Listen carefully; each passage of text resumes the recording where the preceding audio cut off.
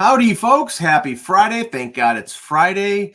I won't go into detail, but I was at a Buffalo bar last night to watch the NFL draft, and I've never seen more people pissed off just simply because the Bills were drafting at the end of the first round. It was a place that has really good wings, so you had to get there early. Friends of mine got there at 6 o'clock. The draft started at 8. So well, let me just finish a quick story. They got there 2 hours early, squared off 2 tables. We're there for 6 hours. We've eaten wings and pizza, beers, and all that stuff. And you're at 11:30 when their pick comes up. Then they trade back, and everybody's like, "Oh, frig, we got to wait for 4 more picks." And then they trade out of the first round, and the people that I'm with, they had already paid their bill. They essentially walked right out of the bill. They were so pissed off, they just walked right out. So here's a rule of thumb for NFL draft parties. Unless you have a top 10 pick, don't go. Yeah. Well, I mean, you're out with friends though. Like, yeah, Pete, I'm not waiting around 6 hours for a pick. Well, wait. You go to the NHL draft, you're there all day. No. I mean, if I'm not working it, or I don't have a vested interest in it, or I'm not going to wait for one pick. Mike, I revel in every pick at the NHL draft. You know what? Russ, to that point, like my son had his final exam for the semester this year. So like today, so he'd been grinding it out and he's like, man, it sucks having an exam that, I want to watch the draft, big football guy. Mm-hmm. And, he sort of sat there with this thing and we kind of watched, we kept the volume down, just going up to it. We're Seahawks fans. So that was our thing. That pick came up. He was so pumped. And he's like, okay, back to the grind. But to the point there, he goes and says to me, the pick is in. The pick is in for the first 10 unless something goes sideways, and nothing went sideways in the first 10 last night. Right. And they don't need 15 minutes. We don't need, sorry, and don't take offense to this, anyone, but we don't need the clips from the military. We don't need all the nonsense that comes with it. I don't need to see who's wearing who's got a really fancy cloth on them in the backstage that doesn't know how to get a suit properly made. Yeah. Who's wearing a bow tie? $1 million watch. The punt, pass, and kick team. I mean, they'll give a fuck. Just because you got 100,000 people out front doesn't mean the 10 million or whatever it is, or 5 billion on TV want to sit around. So that's why I wouldn't do a draft party. I'm happy. You know what? We had some dinner. Sure. Had pizza. We kind of chatted. I helped them with a little bit studying, talking some things, and it was nice. But yeah, don't have a draft party for that. The only thing that I can say that they did better than they did in the past was, okay, so they said the pick was in, and they started the clock on the next team. Once they let the team know who the pick was, and they started the 10-minute clock on the next team. So when they finally made the pick, because Goodell was too busy, hugging some 6'7", 300-pound offensive lineman, the clock was at like 4 minutes. So it wasn't like they started at 10. The minute after, it was sort of a running clock. So at least it went a little faster. Well, here's the one thing I'll say for the pre-show. So the NFL just authorized in-game use of the Guardian caps. These are things that were used a couple of years ago. It fits over the helmet. It kind of looks like a turtle shell almost. Kind of looks like maybe like that same puckery stuff that's on like elbow pads or even gloves to some degree. And it's good. Hockey gloves. It's a good idea.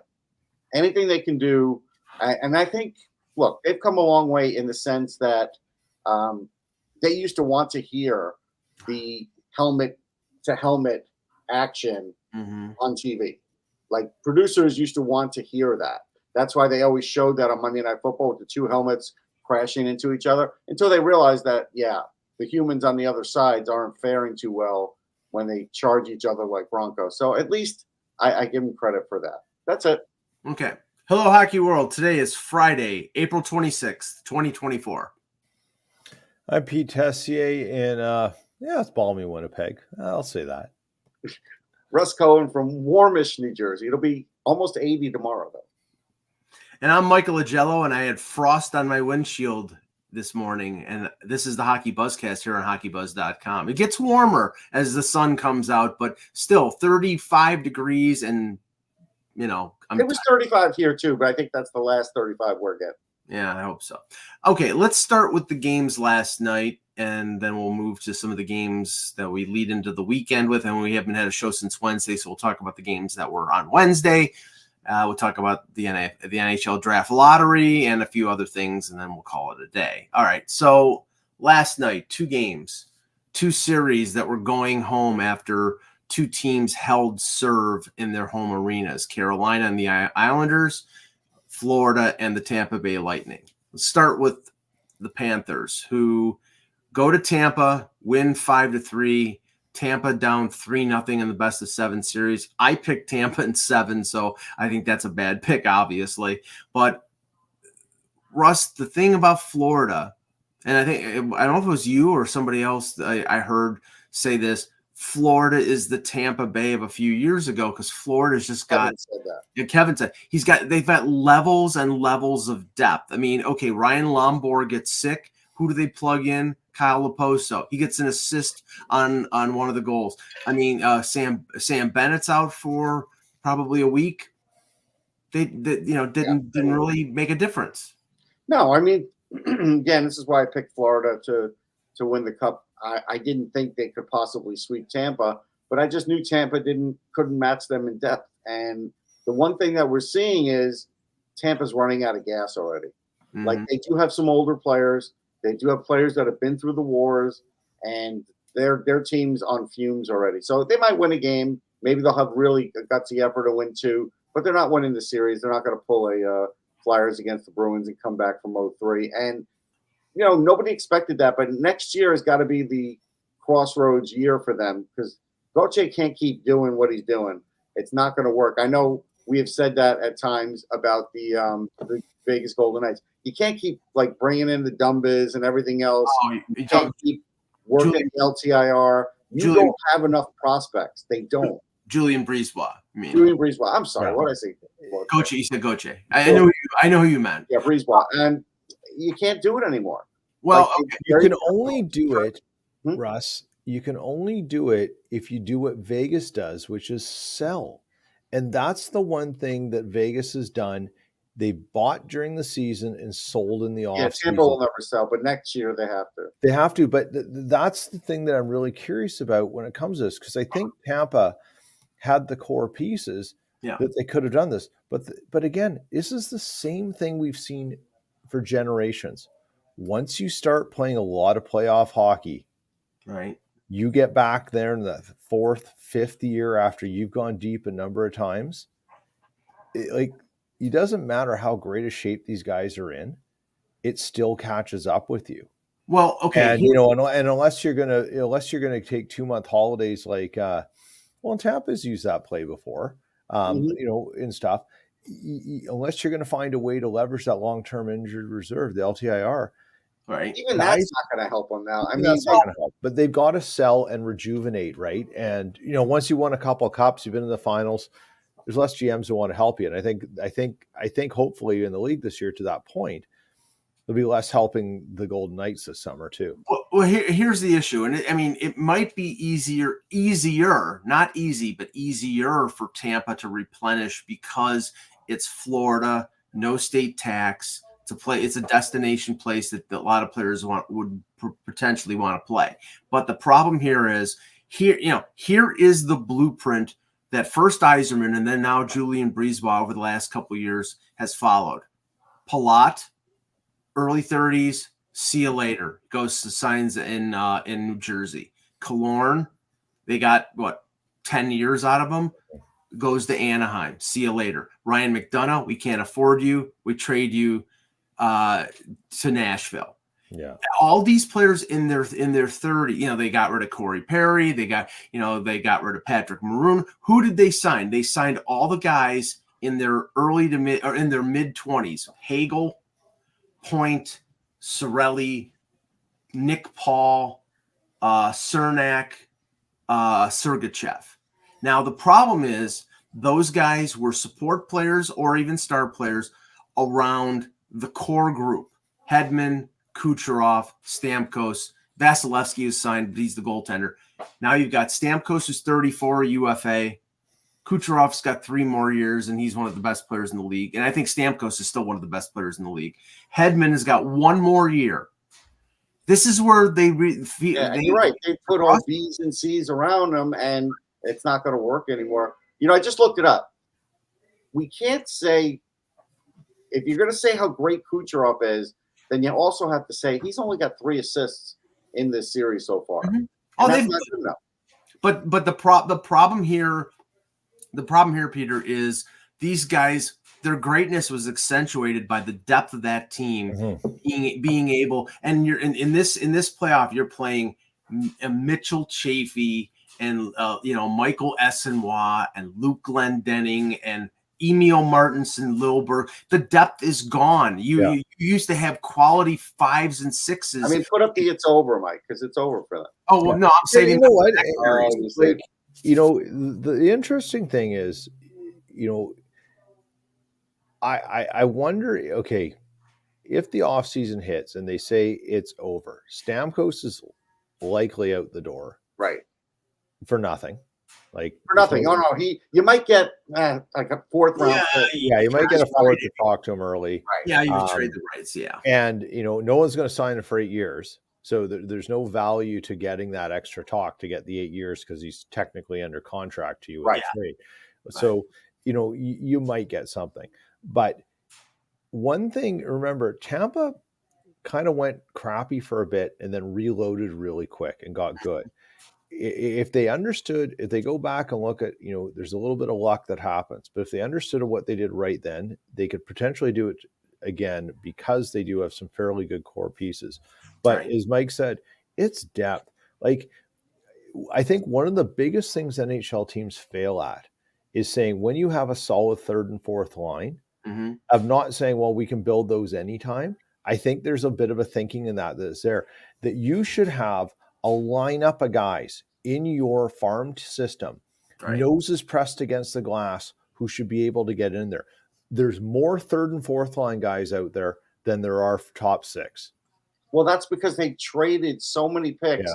They have a great scouting and development crew, but you can only do so much. Yeah. When you trade you can only scout and develop so much if you're always trading them out the door. Yeah, but okay, on top of the guys that they've traded or that they've just let go via free agency, Yanni Gord, Blake Coleman, Barclay Goodrow. I mean, all these guys who are 2nd, 3rd liners, they couldn't sign them because they couldn't afford them. They let them go. Coleman signs in Calgary. Goodrow goes to the Rangers. Gord goes to Seattle. I mean, JT Miller, all these guys, at a certain point, it's not a bottomless pit. So now they have 1 A prospect in their group. They have maybe 2 Isaac Bs. Howard. Yeah, Isaac Howard's the A, and then the rest are C's. Yeah, and worse. So and some of them will make it because they do a good job. They know what they to look for, and Cooper does a good job too. But yeah, they're running out. Well, and just we'll get off Tampa here for a second, and we can talk about Florida forever, but they're going to probably go on to the next round. So why bother now? But I mean, Vasilevsky, I think, I don't put him at fault for the loss of this series at this point. I think he improved as he got better after the back injury. But, your concern was really right early on. It's like, will we get the Vasilevsky? Yeah. He hasn't stolen game. I mean, I don't think he's at fault. But he's not at fault. But he's not shutting down or frustrating Florida at all. Like, they're not worried about him. Yeah, there's just not enough there. So, I mean, now, okay. Switching to the other series, there wasn't any there in the first place with the New York Islanders. And I just have to say, folks, sorry. Wait, you can't do it now. You see? Crap, I can't. I'm doing it. I'm running this. There you go. You should have done it for both. Yeah. It's not my fault you picked Tampa, but you should have put it's over. But the Islanders, I mean, what signifies even more than Tampa Bay is the fact that they start Sorokin after losing 2 games, and they yank him. And they only lose 3-2. So it wasn't a blowout. But again, what is symptomatic of the Islanders, and it's like, I'm sorry, I'm not, my shoulder hurts, so I can't pat myself on the back too much. This team, now they couldn't score. Now they can't score, and they can't play good enough defense to play low scoring, winning playoff hockey. They could play 2-1.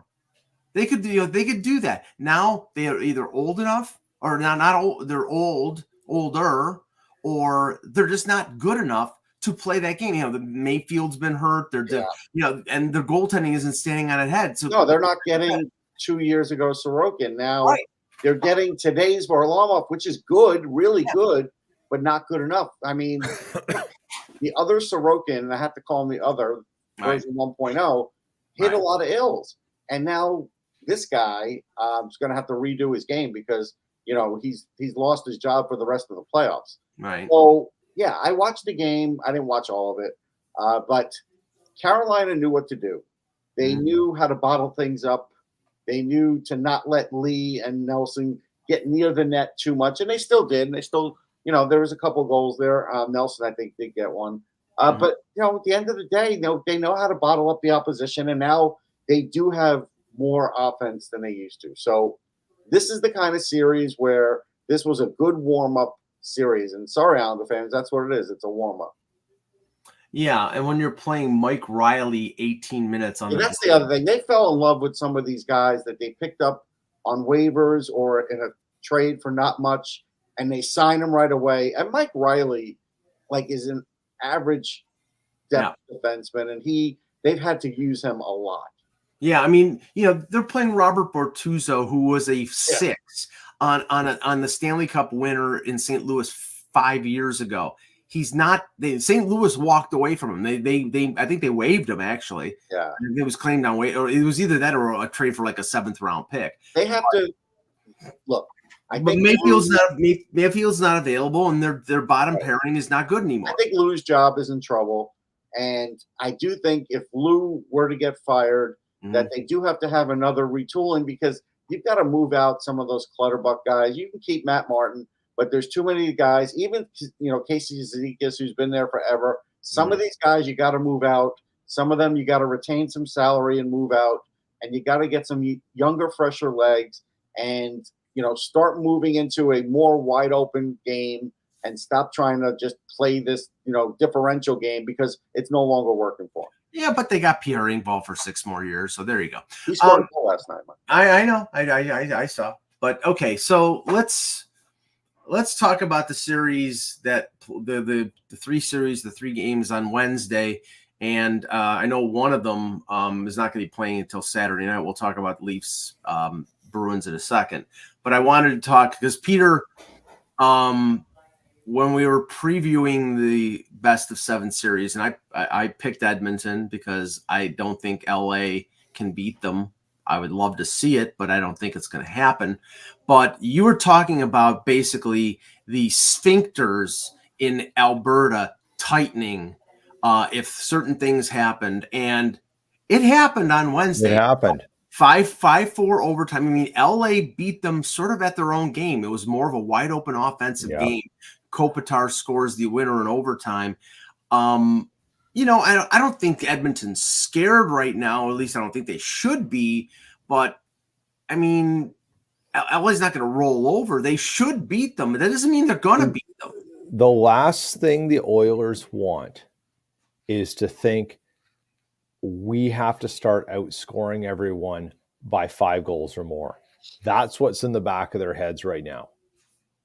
That is what is that. There's some defensive challenges in Edmonton, and there's the looming threat of a goaltender meltdown, and that's what's going on right now. Yeah, that's we don't know if second Skinner's really a hardened, tested playoff goalie, so I agree with you. But you know what, Pete, I kind of chalk it up to that was just a game of the ages for Kopitar, and that's why he's a future Hall of Famer. He took the game over.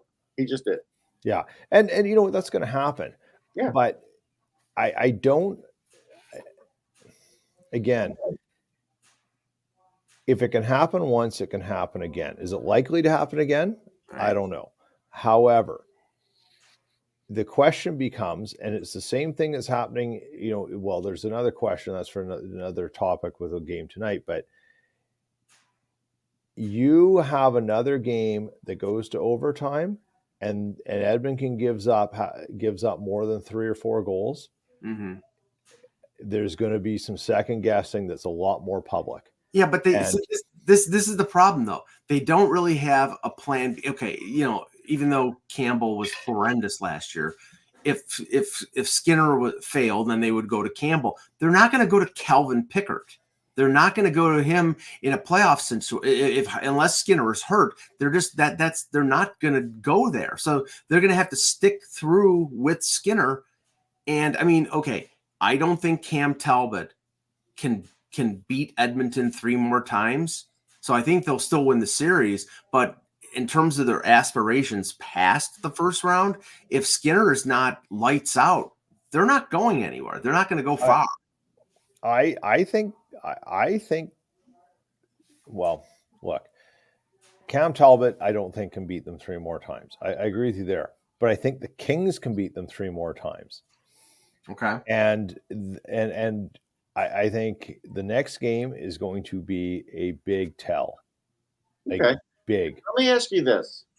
And it doesn't matter the series, and it doesn't matter who they're playing against, but doesn't it seem like every year that the Canadian teams are under way more pressure than any of the American teams? It's just that pressure to win for Canada just seems like way more than anybody else has to face. There is 31 years. You know what? Take that out of it, right? Like, okay, the 31 years or whatever it is, it's just probability, and I don't think the players think about, the fans think about that much. The problem with Edmonton is that franchise has screwed up so many times, having given so much opportunity. Sure, and if you can't pull it off this year, what happens in the future? Well, I mean, finally, enough's enough. Well, okay. I mean, and again, when they lose, we'll talk about this. But I mean, the specter of the anvil or the chopping, their head on the chopping block and the axe coming down within the next year or two. I mean, I know people, ignore this and say I'm just reveling in it because I hate the Oilers, but it is a situation. Yeah, and me too. It is a situation where, okay, how many more years can Draisaitl and McDavid? I don't think you're going to have both of them there. I don't think. No, I don't think they'll have both. Right. So they're going to, and does McDavid want to stay? I think McDavid will go, and it'll be Draisaitl's team. I think that's the way it's going to end up. Right, and I believe Draisaitl has 1 more year after this year. Yeah. Before, so they can negotiate a new contract. Yeah, he's 1 more year at 8.5. Right. And that's why I think it's going to work out that way. Because you know what? It's just working out. McDavid's going to end up in Salt Lake City, and his fiance is going to be on the Real Housewives of Salt Lake City. And it's going to be better for everyone. Who's their goalie going to be? Well, they have options to solve that problem. Yeah, but okay, honestly, and a lot of teams. Honestly, if the NHL has anything to say about it, they want him to go to LA or New York or Chicago. The league has nothing to say about it. Did you not hear me say if the league had anything to say? Yeah, so I mean, I think that he might, and I say might, want to go to Toronto. I don't know if they can afford it. Their cap situation. How can you afford a $15 million player? So that's I don't know. If you get rid of it, you get rid of $20 million in Marner and Nylander, and and guess what? You have less headaches. No, that's true. But yeah, but we'll get to that. We'll get to that. In a minute. I get it. Oh, I know. I didn't take it as a dig. Maybe it was meant as one, but no, I mean the headache thing with the headache thing. Yeah, the migraine thing. That was over my head. Okay. Okay. The other series, which could be on the way of the sweep, but winning 2 games on on the road as an 8 seed against a 1, all the pressure now is on the Dallas Stars after Vegas wins 3-1 on Wednesday. And really, the thing is, and I said Dallas was my team coming out of the West, but the thing was, obviously I thought the matchup was scary because Vegas is the reigning Stanley Cup champion, and they added all these players. Nobody expected Stone to come back and play like he's playing right now. Nobody, because really? they thought nobody thought he would be 100% healthy like he's playing right now, and just like he hasn't missed. I think everybody thought that, Mike, because that's the whole thing of keeping him out. Well, I mean, unless you think they made up the spleen injury. I don't think they made it up, but I do think. Do I think they elongated his period of recovery? Yes, of course. Okay. Well, I mean, I think a lot of people are surprised that it's like he hadn't missed a game and he just stepped right in. Have you ever gone to a doctor and had them tell you exactly when something is going to be over, or pinpointed exactly to the day when something is going to be healed? Like, that's the kind of doctors I have. They know on February 26th. Yeah, not in Buffalo. No way. Like the thing with Stone is, okay, you can do whatever imaging and stuff. You had a last race. Okay, how do you feel? It still feels a little odd. Okay, the scans look clean. You know what? I don't think you should risk it. Right. That's all it is. There's no definitive thing. No. And if you're a week away and you're pretty sure the team's going to make the playoffs and blah, blah, blah, and blah, blah, blah, why wouldn't you? No, we're going to hold him back just as a precautionary thing because we can't tell. We got to make sure. That's all it is. Yeah. And unless the league is going to embark on some insane compliance, medical compliance team that swoops in like, doing steroid testing for cyclists in the middle of the night. They would only do that, Pete, if the players wanted them to, which they don't on the PA side, and then the owners want it. It will never change. It will never know when you're going to need to use it will never change, Mike's right. Never. And given the amount of cap overages this year in the NHL, they're all using it to some regard. No, it was used more over the last 3 to 4 years because of the pandemic, because the cap didn't go up as much. But that tool is available to every general manager, and any general manager who doesn't use it is a fool.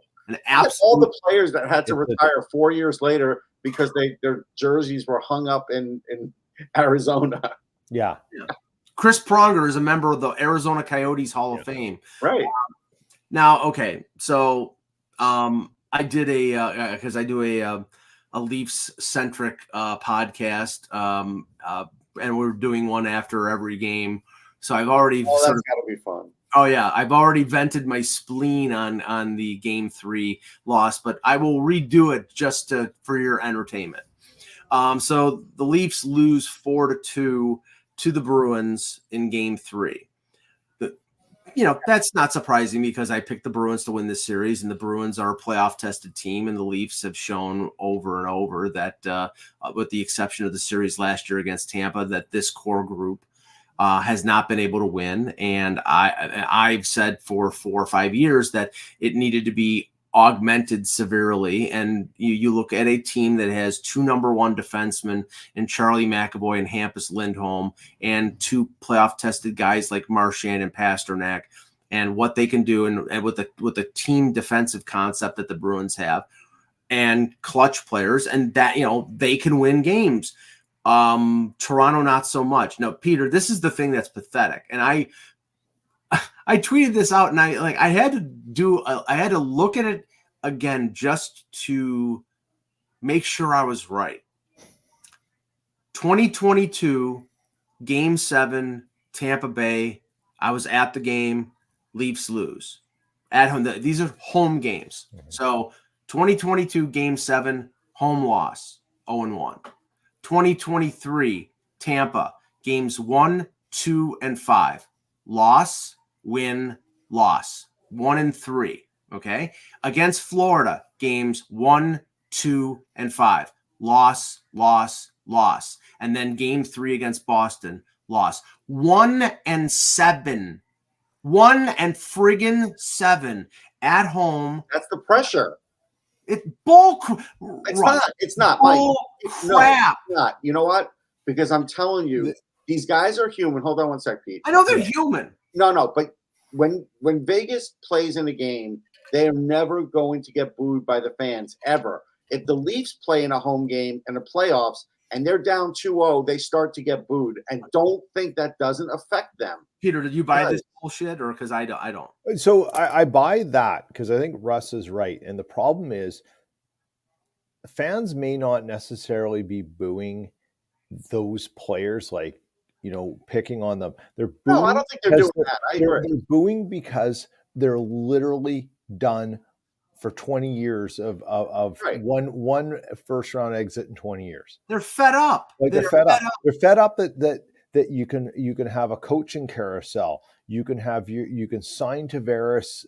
You can get a 70 goal scorer in Matthews. You can do this, but you can't figure out the other problems. They're fed up that those problems keep manifesting themselves, and no one's got the courage in the organization to actually address them head on and take a real risk and deal with it. That's what they're fed up about. The players are just a receptacle for that. Right. And so to Russ's point, they're there. Yeah. The other part, though, 1-7, that's probability, Mike. Like there's no way other than the result that you can say with different players, different teams, and different players on each of the teams in these situations that there is statistical relevance in a game that has so many variables in each and every game that somehow the Leafs just can't perform in that situation. It's statistically impossible. What it simply is that every year the Leafs have gone into the playoffs, there is a flaw to the team, and the flaw gets exploited by good coaches and smart tactics and good players. They got through last year, but they were still a flawed team. Yeah, and how did they get through? They won 3 games in Tampa in overtime. Yeah, didn't do barely it. got through. You know what? The way things are going, they should say, you know what? Keep your home games. We'll play 7 on the road. We have a better chance of winning. That's the problem. And every team has flaws. The good ones either get lucky or they minimize the exposure to those flaws.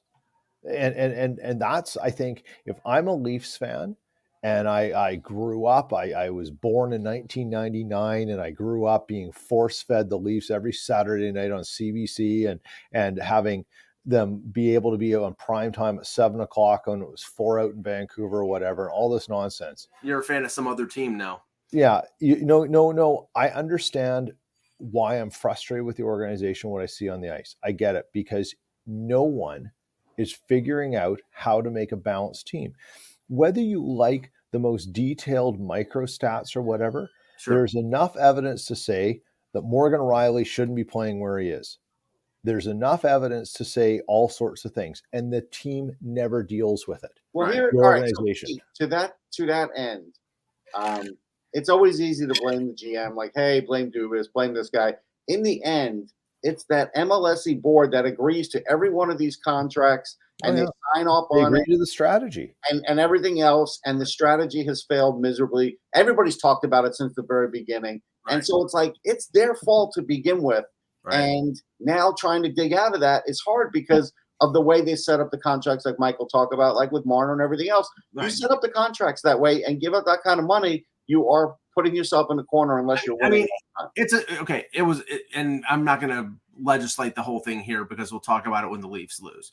But it's a slippery slope with them. I mean, are you going to sign Austin Matthews? Because of course you are. You're going to pay him whatever. You're going to pay him whatever you want because he's one of the best players in the league. Okay, right. You do that. But the problem was that you had Kyle Dubas, who I think did a lot of good things. He did a lot of bad things too. But out of his entry level contract, he paid him $11.6 million and got him signed only for 5 years, whereas almost that was a trend-setting contract. If you signed him, you made him the second, I think it was the second highest paid player in the NHL, and you didn't get the 8-year max deal. The only other one that I can think of off the top of my head, I know that Kane and Taves and Tavares, they did bridge deals and they, but they weren't paid big money. They weren't paid top of the league money. They were paid, we'll give you a bridge deal. You can turn free agent at 26, 27, whatever, but we're going to pay you $7.5 million. No, they paid Matthews top of the line money and they didn't get the max deal. Okay. So they made a mistake there.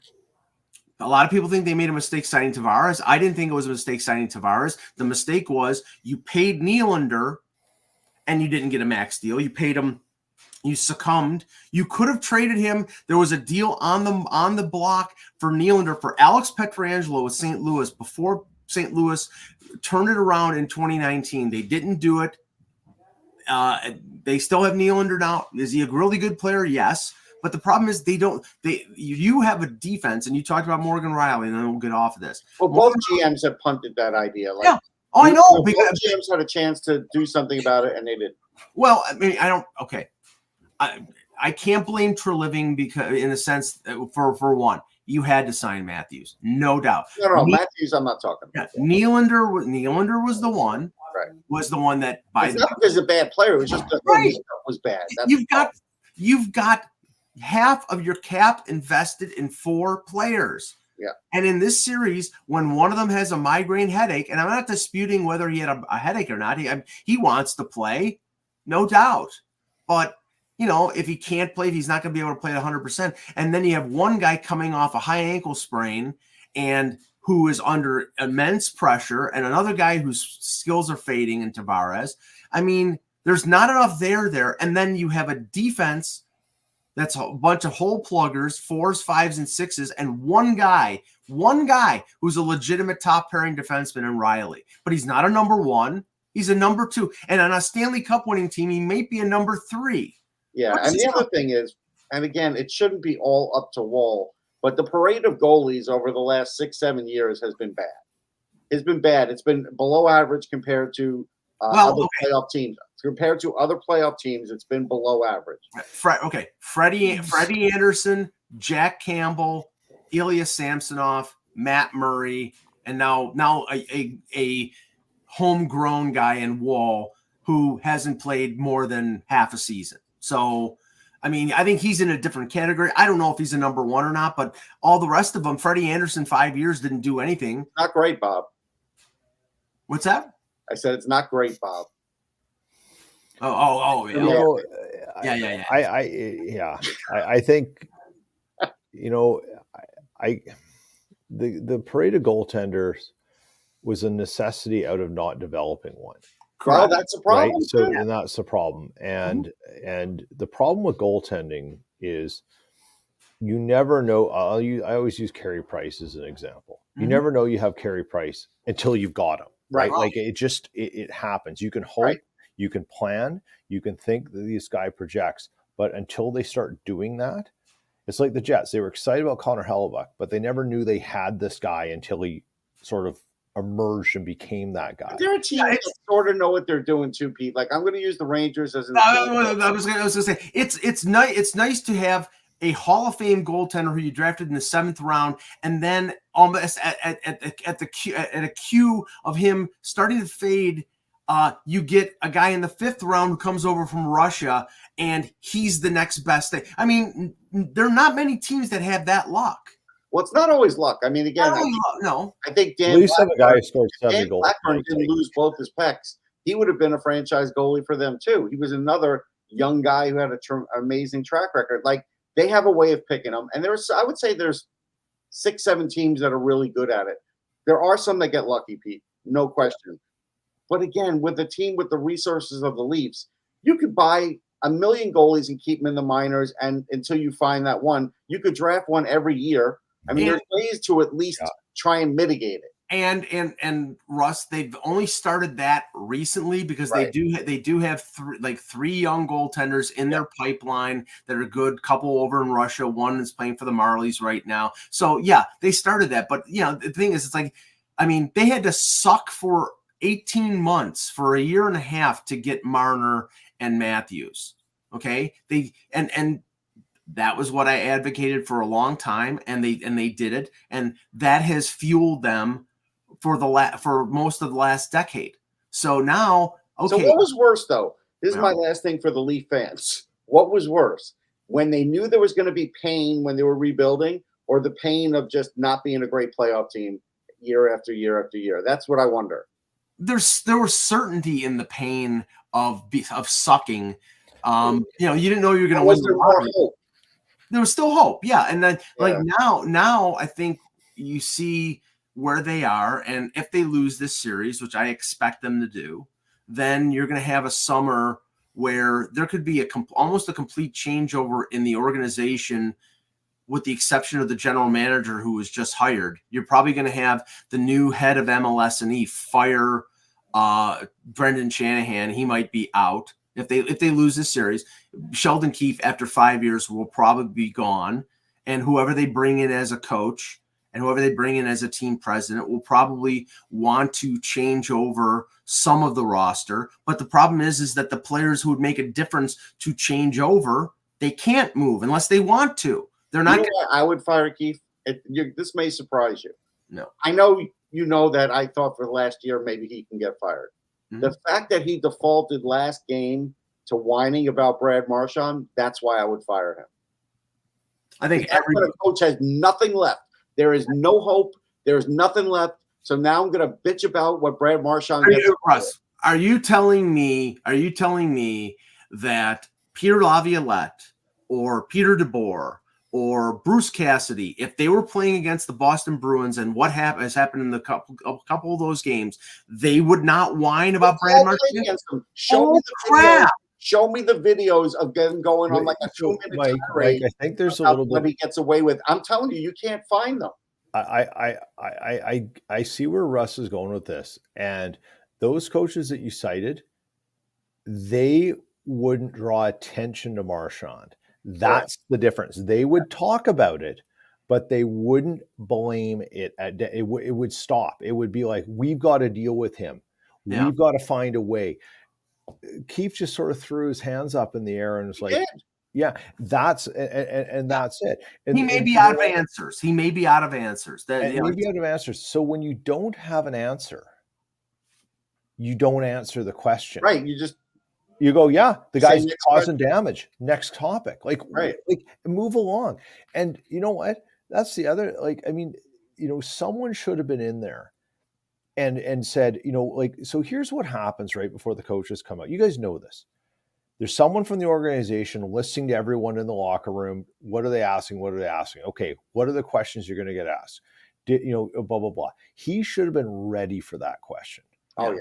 And he should have had an answer. Someone should have said, this is what we're going to talk about. Next topic. Hey, the guy's wreaking havoc. He's good at what he does. We're going to figure. Yeah, it's not my job. You know what? We're going to talk about some solutions. And then someone will go, what are the solutions? Well, I tell you now, then they're going to know. Right. Next one. Right. Yeah. You got to have you got to help these guys, because really being in front of the camera is the last thing of their job description they think about. Right. They're there to figure out problems, manage people, deal with this stuff. They're psychologists, speech writers, all this stuff. Defending things when you're like he's frustrated and stuff like that, you got to buy some time. Delay the press conference 10 minutes. Make Steve Simmons wait for a while and have to bitch about treatment from MLSE, whatever it takes, Yeah. Play a few mind games too. Close the locker room. Who cares? You know what? Fine. What Keefe, if I could get in Keefe's ear right now, what I tell him to do? Go back and watch every game of the 2011 Bruins Canucks series. Mm-hmm. Watch each broadcast. And spend the next day doing it, and then figure out, because the same crap that Marchand did that now he's doing it then. Oh yeah, he's just really good at it. And he got everyone talking about dumb stuff. Next thing you know, Daniel Sedin's taking more penalty minutes than he is. Yeah. He speed bagged Sedin. I mean, this is what he does. the officials are never going to help you in the postseason. Just like no, but and Peter, this is what I wrote about, and then I want to talk about the other series before we end the show. This is what I wrote yesterday. It didn't make a good goddamn bit of difference had they gotten the calls that they were bitching and complaining about, because they had 5 power plays and they did nothing with them, and their penalty killing couldn't kill anything. So, it's like, okay, should Marchand have been called for tripping Bertuzzi on that goal? Maybe, but lost in that was Ilya Samsonov letting a goal in on the short side that had about a 1% chance of scoring. He let that one in. That was the killer. They're not getting good goaltending, inconsistent goaltending. Defensively, they're okay, but not great. They're trying to stand up to Boston physically, and they get penalty calls, but Boston doesn't. And now they're bitching and moaning. And it's like, so, yeah, are they maybe losing their cool, or not handling the media, or too focused on the subterfuge of what's wrong with Nylander? Maybe.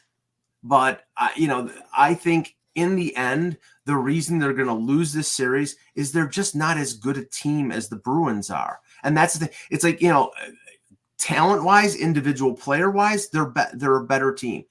As a team that plays defense, they're not even close. Boston knows how to win.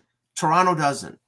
All right, let's just look at some of the games tonight. We already talked about Edmonton, LA. It swings back to LA, 10:30 start tonight, so I'll make sure I get a nap. Winnipeg, you know what happens, Mike? I watched the first games, right?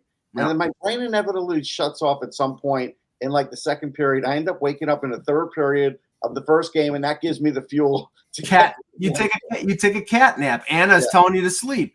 Okay, so the early games: Rangers, Washington, and Vancouver, Nashville, 7 and 7:30. Rangers are up 2-0. It's not impossible that Washington can win a game in this series. I just don't. They don't scare me. They might win a game, but I think the Rangers are the better team. That's why I picked them, and they might pick to come out of the East, but I picked Dallas, so that don't listen to me. But here's the simple thing with this series. It's not on Lindgren. It's not on Carberry. It's not a fully thing on Ovechkin. But if Ovechkin's not a threat, they just don't have enough. They don't have enough offense. They don't have enough defense to hold them back. And TJ Oshie's playing on his last legs too. Yeah, he is. And so it's just, this is it. Like, they're just gutting it out. And it's just a matter of when they get eliminated, not if. Now, Peter, Vancouver, Nashville. To me, this series swung with the news of the Demko injury. I picked Vancouver to win this series. Now, if Demko's not available, and it doesn't sound like he's going to be available for the series, if that's the case, can Vancouver get past Nashville with Casey DeSmith? And, I don't know, even after the series, if they do win it, they're going to get Demko back at 100% or anything close to 100%.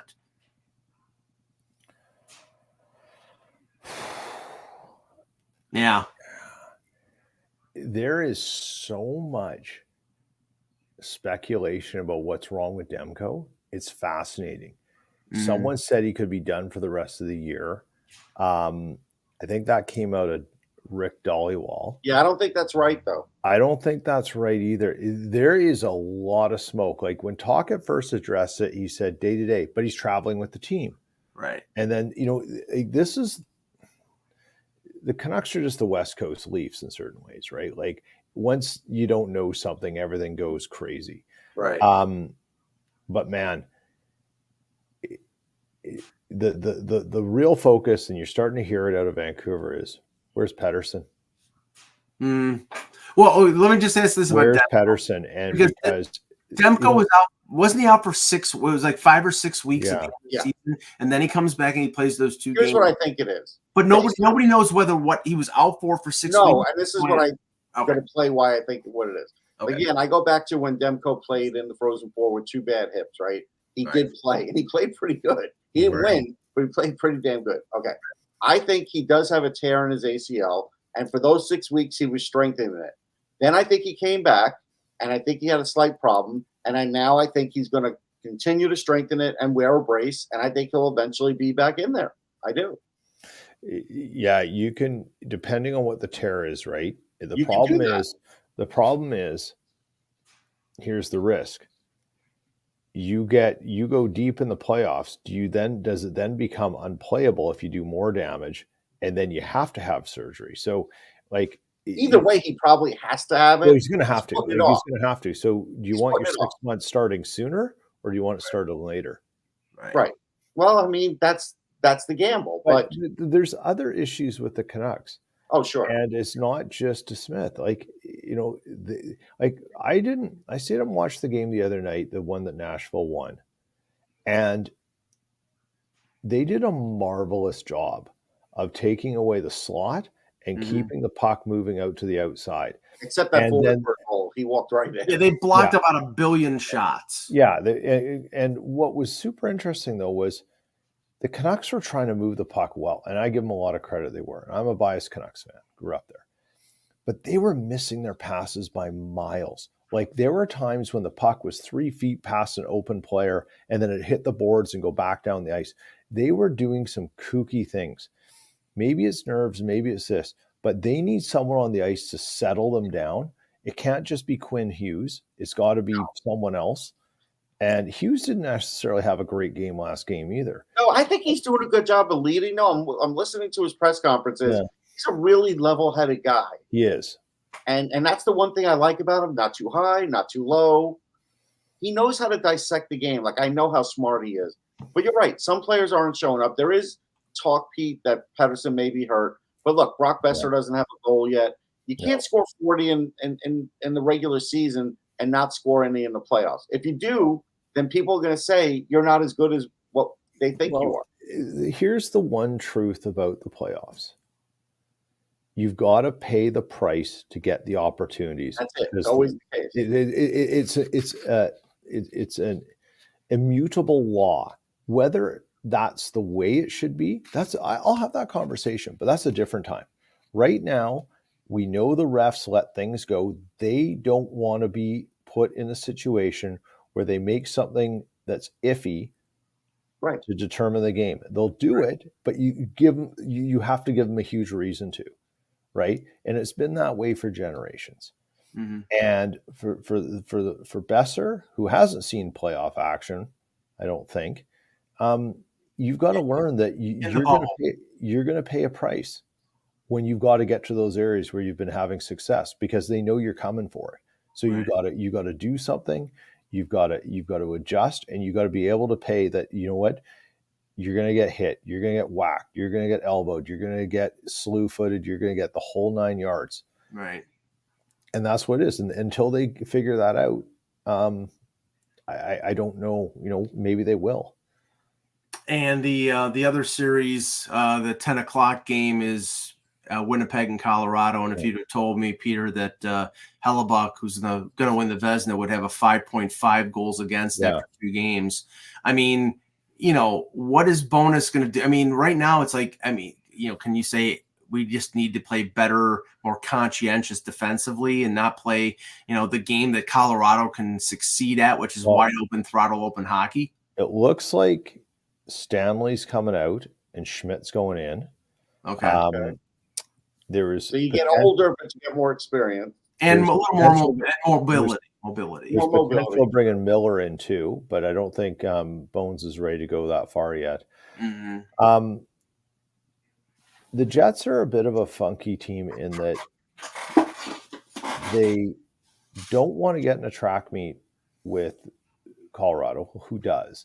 Right. No, they want to slow it down. For sure. They want to slow it down, but they're not committing to doing it for 60 minutes. And they're getting a false sense of security. And what Colorado's been doing, which is really interesting, is when they've got a reasonably good chance of a clear break, they're getting a defenseman up in that rush super fast. So it doesn't look like an odd man. And then all of a sudden there's an extra player there. And Winnipeg had, like, where they had success in the regular season was they slowed the transition game down. They've done it a few times. And didn't they throw McKinnon over the boards once or twice when they saw there was a rush? Yeah. I mean, that's a smart bench work. Exactly. It's smart bench work. it'll be really interesting to see. I mean, before the series said, I mean, the Jets are going to do and die as Connor Hellebuyck does. They're not going to outscore many teams, but they can save a lot of goals. And the second part hasn't happened. So it either starts happening tonight or we could be done on Tuesday. So Pete, I always take, your lead with Winnipeg because you get good info, and they've been a Jekyll and Hyde team. And you said that Bonus has had his issues with that. They tried to clear out the locker room problems this past offseason. Yep. Clearly, there's still some problems, and I don't know what they are. I don't know if it's just guys they have are not aging well, guys they have are not playing their best, like the Oilers. I don't know what it is, but it still seems like the mix isn't right. So aside from Hellebuyck, I think the mix of players for the coach isn't right. I don't know if there's a mix of players in there that isn't right as a group. I think that's it. I think there's some tweaking to the roster. Bones is old school. He, I think most Jets fans have kind of had enough of Pionk. I think they'd like to see him sit. They're like Ranger fans now. It took 4 years. He was serving Claude Noel specials all night long, like just coughing up the puck, pizzas everywhere, right? And, he's making bad decisions, but he's not the only one. And maybe it's nerves, maybe it's a few things, but I mean, Oilers the Jets have, but Russ, the Jets have constantly had a problem with forwards wanting to get the zone quick and only one or two defensemen being able to transition quickly. Okay. And but I thought DeMello was supposed to help with that. Well, he was, and I think Morrissey and DeMello are a great pair. They were. There's your two, but there's these weird combinations where you're throwing out the wrong line, thinking, well, they'll shut them down. Well, Lowry's line and Pionk and what's his face have done like once. Well, Sandberg's a shot blocking machine. He's doing good. Well, it's interesting because if you look at, I think there was a series of events where Sandberg blocked shots, so the Jets went down and scored the goal. And what he didn't do was take himself out of the ability to do anything after he blocked the shot, right? He was on one knee, he made an angle, blah, blah, blah. Shot blocked, he got up and go. Most guys lie down or whatever, Craig Ludwig it, or, with your stack your pads or whatever. Yeah. And he didn't, and it makes a difference. But, he's been okay. There's just some weird holes. And I mean, here, I'm going to give you a stat. Nikolai Ehlers hasn't scored a playoff goal since 2021. Yeah. And that may be unfair to say, but it's true. I think, Ehlers has had some. Colorado's focused on him a bit this year in terms of the season, and they've because the reason why is he's the best Jet for zone entries. When he gets the puck on a stick, he can take it through the zone and get it in. And so they made it really difficult because 9 times out of 10, when he's got the puck, it's probably going to end up in your zone. So don't let him do it. And they focus on that. Where the rest of the Jets are sitting there going, well, I can't wait for Ehlers to get it in, and then we can go to work. Well, you got to help them out, guys. I mean, that's a real simple explanation, right? But, Ehlers needs something going. Surprisingly, I've been a bit of a, I haven't been a very big Kyle Connor supporter this year because I think since his injury, he had a lot of problems playing a good 200-foot game. He's actually been okay in the postseason. He's back. He's been good. I like Connor. Yeah, I agree with you. And even the most cynical people about him have said exactly that. And, it's time for a few other guys to say, if Connor's willing to do it, we've got to do it too. Yeah. Let's finish off the show with the NHL Draft Lottery Simulator. Right, and the do it. NHL Draft Lottery is scheduled for May the 7th. As you see here, the San Jose Sharks have an 18.5% chance. And they actually have more than that because they have Pittsburgh's first-round pick. So they actually have 20%. Yeah. So here we go. The drum roll, please. And the Calgary Flames with the number 1 overall pick. So Max Celebrini going to Alberta. That would be something. That'd be interesting. Montreal with the second pick. I'm going to throw out the second pick and San Jose with the third pick. It's almost unfair for San Jose. You've got two first rounders. You were the worst team, and you're picking third. Yeah. Well, that means Calgary came up from 10th. I think it's 10th. Wow, that's And look at Philly. nice, Philly nice. is almost a virtual lock for 12. There are some things that you could do with math that are fun, and then there's some that are just it's unbelievable. And for Philly, like they're locked into 12. There's almost no other place for them to be. Yeah, I mean, they're locked into 12th. Buffalo's locked into 11th. I mean, it's just it's not. I mean, it takes a mathematical miracle for anything else. Now, I gotta say, for Arizona to be 7, even though they're not Arizona anymore, is terrible. For Ottawa to be 8 is not great. Columbus being 6 is not great. Yeah, Chicago being 4th, I gotta tell you, Chicago 4, that's a danger. That's a danger because there's going to be a year when Chicago is better, and it's going to be because of the guys they've been drafting, and that might be the end of it. Like that might be the starting point, like a year from that draft, where all of a sudden it kicks in for them. The disaster scenario for the league in terms of PR, like we've said, is Chicago winning the lottery again. They get Celebrini, forget it. Yeah, I mean, it's just oh god, this organization that's been scandal ridden and everything, and it's like and all of a sudden they get they get Bedard and Celebrini. I mean, when's the last time the Flames had a first overall, if they've ever? I don't think they ever have. Yeah, I don't think they ever have either. No, they never have. So yeah, and Dan B's right. The Wings have gotten screwed in the last 2-3 drafts. That's just the way it is. I don't know why. The NHL lottery hates the Wings. That's true. All right, guys. That's okay. Yes, that's okay. There you go. That's a shame. Well, enjoy the weekend of games. We'll be back on Monday with another edition of the Hockey Buzzcast. For Pete Tessier, for Russ Cohen, I'm Michael Agello. Thank you for watching, and remember, without the buzz, it's just hockey.